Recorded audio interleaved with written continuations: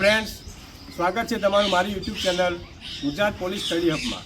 જો તમારે પણ 5 કિલોમીટરનું ટાઈમિંગ 26 મિનિટ કે 27 મિનિટથી ઓછું થતું નથી તો શિડ્યુલ તેને યુઝ કરજો, તમારા માટે ખૂબ ફાયદાકારક થશે। હું પણ જ્યારે મારે પણ 26 કે 27 મિનિટ ટાઈમિંગ આવતું હતું, ઓછું થતું નહોતું, આ મેં શિડ્યુલ ફોલો કર્યું તો 1 મહિનાની અંદર મારે ટાઈમિંગ આવી ગયું હતું।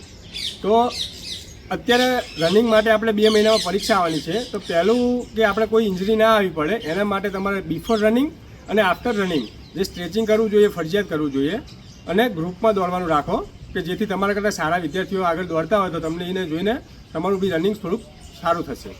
તો સોમવારે આપણે 4 કિલોમીટરનું રનિંગ કરવાનું છે, નોર્મલ રનિંગ, એટલે કે બહુ સ્લો બી નહીં અને બહુ ફાસ્ટ બી નહીં।